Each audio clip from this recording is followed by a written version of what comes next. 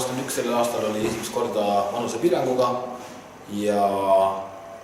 96 ja nooremad mängijad olid siis need, kes võisid mängida ja 3 vanemat mängijat võis olla juures. Ja hooaja jooksul me kasutasime enamustel mängudes kasutasime 3 vanemat mängijat ja oli ka mõned mängud, kus oli 1-2. Ja enne hooaega oli meile see küllalt raske, sest meil teatud vanusegruppides on noormängijatega mitte kõige paremad lood. Ja et kui hooaega alustasime, siis eesmärgid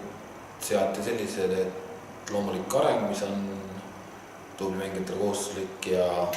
et ükskõik mismoodi kuidagi vähem võimalik, et püsime. Kui alustasime treeningutega seal detsembri keskpaigas, siis oli aastalõputurniir, kus saime natuke positiivset emotsiooni, võistlusmomenti kerget ja siis tuli talli turniiri mängud, kus oli meil ikka väga-väga raske ja juba oli selline tunne, et ega siit midagi vist eriti ei tule, aga kuidagi mängisime esimese teise ringi niimoodi, et mingid positiivsed asjad olid mängus, mõned punktid saime ka, väga vähe, aga midagi saime ja mängulist oli ikka väga-väga raske ja teatud positsioonide peal me ei suutnud üldse teha neid asju, mida me nagu tahtsime, et mida me teeksime. Oli otsesõnu, et oli väga raske, et mängisime viimaste kohtade peal ja ka mängulist oli väga raske, kuna me ei suutsime ainult enda poole peal midagi ehitada, aga kui oli teise faasi, kolmandasse faasi minek, siis oli juba no meil oli, protsess oli niimoodi, et me vaatasime loomulikult igat mängu, mis me mängisime, vaatasime alati järgi. Nii palju kui võimalik oli, vähemalt vaatasime ka mingit vastase mänge, kui oli võimalus. Ja siis üritasime nagu selgeks teha need enda probleemid, et järk-järgult me üritasime neid lahendada ja kui suvel oli, juunikuus oli siin see puhkusaeg, siis sai nii mõnigi asi sai, kas on mul näiteks pea selgemaks, et kuidas on võimalik meeskonda aidata paremini kui esimesel poolaastal. Ja loomulikult enne seda me olime videos vaadanud mängijatega, aga pärast just seda puhkust alates juulist muutus meile mängupilt ja ka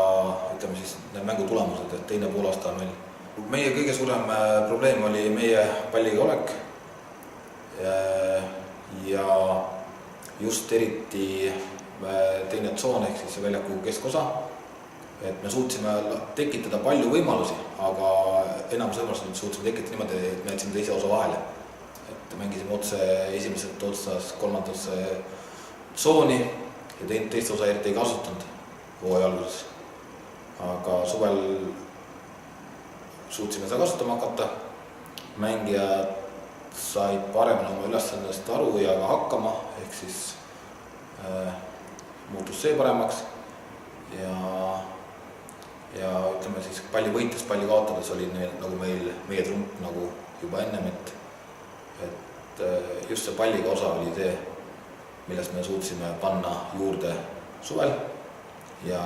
see emotsioon, et me suutsime teise koha saavutada, ma arvan, et ega Eestis vist, ma arvan, et siin vist inimestel, kes uskuvad, et see asi võimalik on, et emotsioon on selline positiivne, aga kõik on sellest kinni, et see riietusruum number 3, kus nad poisid on, et see on positiivne koht ja sealt võib tulla selline asja, mida nagu reaalselt on väga raske saavutada,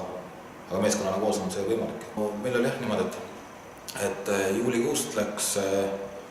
2 mängijat teisest grupist, läks esimese gruppi ja sügisel veel mõni juurde, et mängijad arenesid individuaalselt kui ka meeskondlikult. Valisime ka hooaja lõpus kõige rohkem arenenud mängija, enim arenenud mängija, Kruusel Mikk, tegi ikka väga korraliku arengu. Loomulikult on 16-aastasel mängijal on ebastabiilsud asjad teatud olukordades ja mängus mängu ei ole alati sama tase, aga kui ta suudab enda maksimaalsel tasemel tegutseda, siis ta võib mängida ka esindusmeeskonnas täiesti kandvat rolli. Ja ütleme siis meeskonnale kasulikumaks mängijaks valisime Reinhard Reimaa ja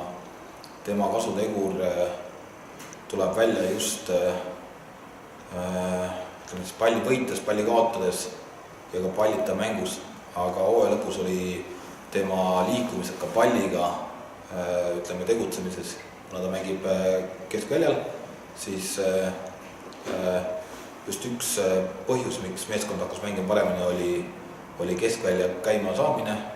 ja seal olid just Reinhardil ja Mikul oli päris suur osa.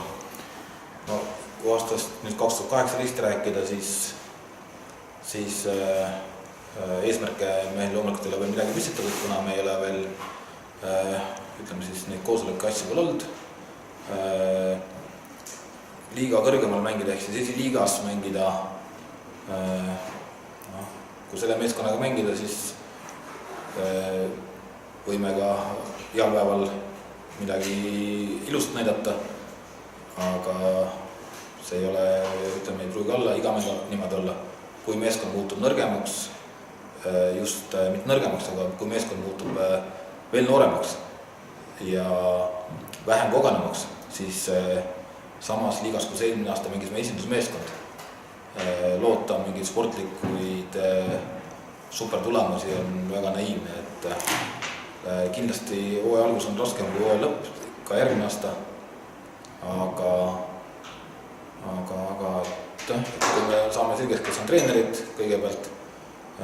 mis on meeskonna põhiline koosseis, duubelmeeskonna koosseis alati varieerub väga palju ja siis saab ka seal jaanuarikuus või märtsikuus saab juba midagi mõtletud, mis hooaeg võib meil tuua.